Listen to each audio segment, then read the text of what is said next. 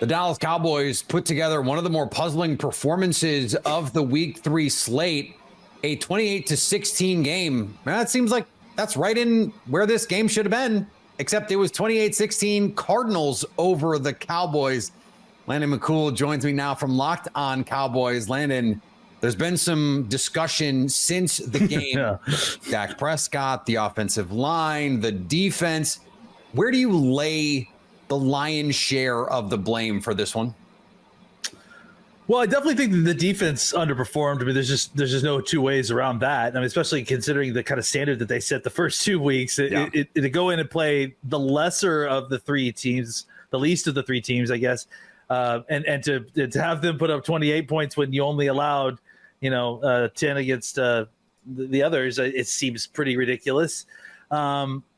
I think, so defense definitely is probably first off the bat, but honestly, going back and watching the game, it felt like they kind of righted the ship after a while. And in the first half, it was all defensive penalties, basically. The Cowboys had 10 penalties for like 74 yards or something in the first half. And then the defense couldn't manage to stop the Cardinals. And then the second half, when things seem to get stabilized a little bit for the defense, the Cowboys offense could not score a touchdown in the red zone despite 5 attempts inside the Arizona 10-yard line.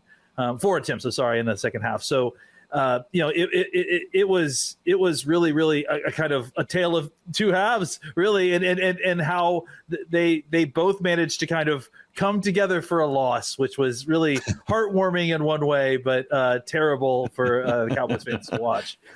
Yeah, if I had told you before the game the Cowboys would rush 33 times for $185, average over 5.5 yards a carry, you probably would have said, okay, did the Cowboys win by 20?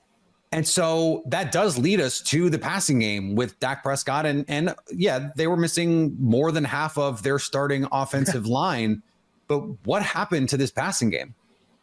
Well, I think the passing game was great as long as you don't look at any of the clips inside the Arizona 10-yard line, Peter. I think everything outside of that, and I'm not joking. Like, honestly, the game, if you look at all the numbers, they were moving the ball at will, all up and down the field. But as soon as they got inside the 10-yard line, Dak ended up going 0 for 5 for all his attempts inside the 10-yard line, I think, the second half, and then 0 for 7 overall. I think what happened is that they got news on Thursday afternoon that they likely were going to be missing not only half their starting offensive line, but the best half of their starting offensive line.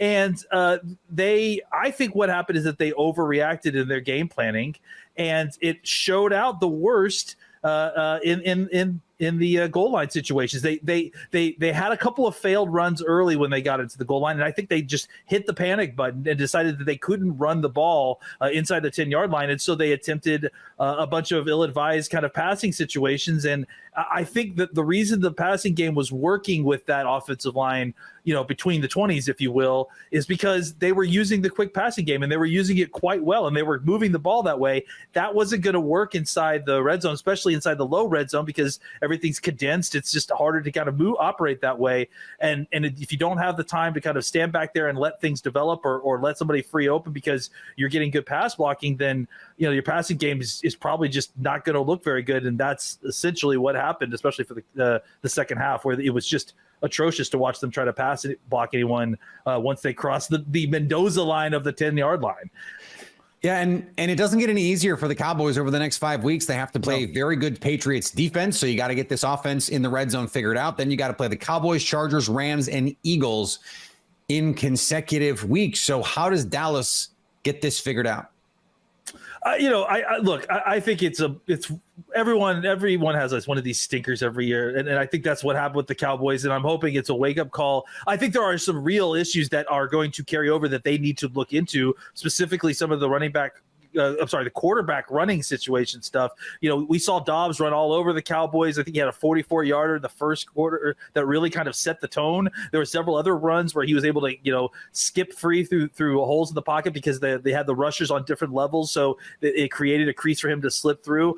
I think those are real issues that the Cowboys defense is going to have to work through. I think the offense, it's a small sample size for the red zone. And I think that, really having not half your offensive line in the game, especially, like I said, Tyron Smith and Zach Martin, like these are guys that make a difference in the game. I think that will likely help with a lot of the red zone stuff, because this was a team that was, one of the better red zone teams in football last year.